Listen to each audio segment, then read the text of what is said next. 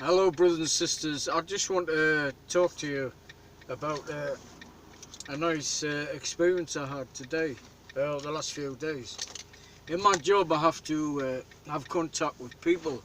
I work in the water industry and detect water leaks. And I got called to a house late at night, and I had to knock the person out of bed because they had a water leak. And so I knocked the lady out of bed, and she very kindly made me a cup of coffee. And this was, around midnight. And we got talking, and somehow, and as we sat talking, the subject of illness came up, and the lady has type B cancer or something, and she has many illnesses. But this lady is truly amazing, and I just thought through her anguish and turmoil of facing death at any moment, she recognizes that there is something greater, and she recognized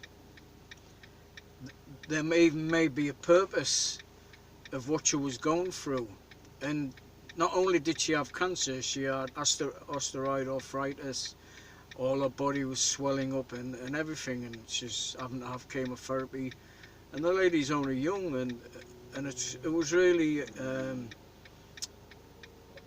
heartbreaking to listen to her, And as I sat listening to her, all I had to give her was comfort, was the Lord Jesus Christ, and I felt compelled to give her the good news of Christ and what He did on the cross. And we got into a deep conversation about life and what's gone on in our lives, and the pain and the anguish and the sorrow. And this lady always felt detached from the world, and she didn't know why. And this is how we connected, because I too will feel disconnected from the world.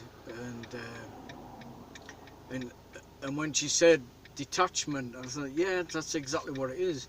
Many of us feel detached from this life, from this world, and we can't process it, understand it, until we get the revelation of the Lord Jesus Christ within us. And through that revelation of Him, we come to understand all things, and we understand everything is tied up in the Lord Jesus Christ. It all evolves around Him.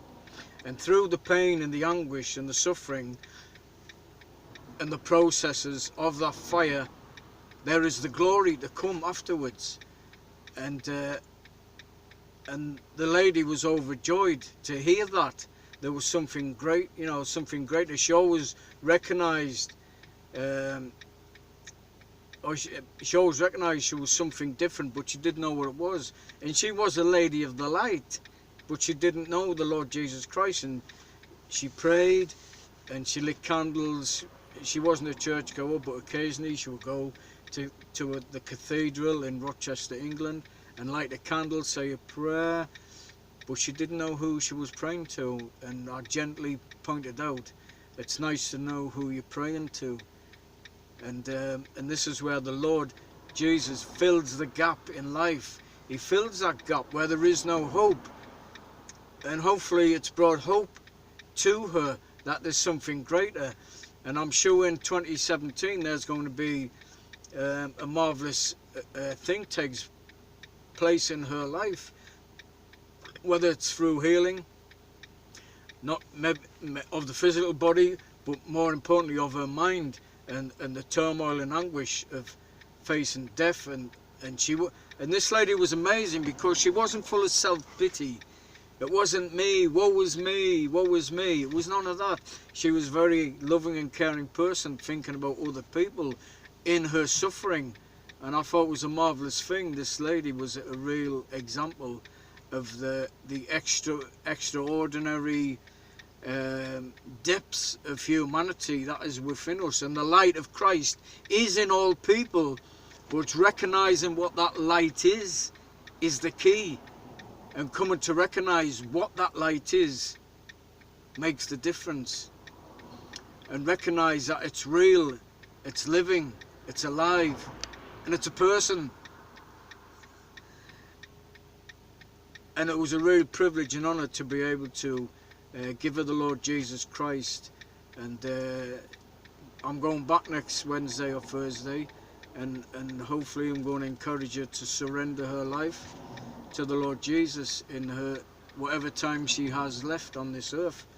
And I would ask you to pray for her, and yeah, it's amazing how the Lord is bringing people to us, or us to them, and to humble ourselves before them in their situation, to give them the good news of the gospel, the everlasting life, because that's the only hope there is, basically.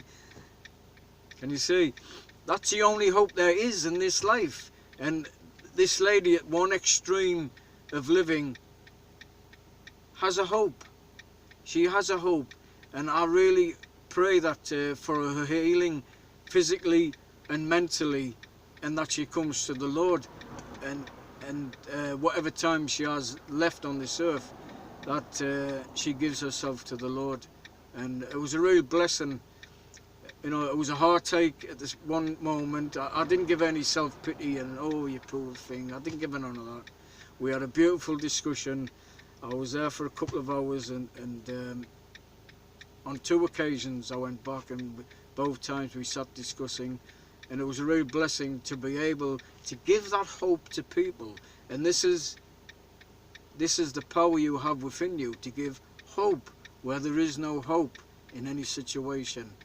And really, you know, glory and honour to the Lord for placing that within us, to be able to give it back out to other people. It's a marvellous thing and a privilege.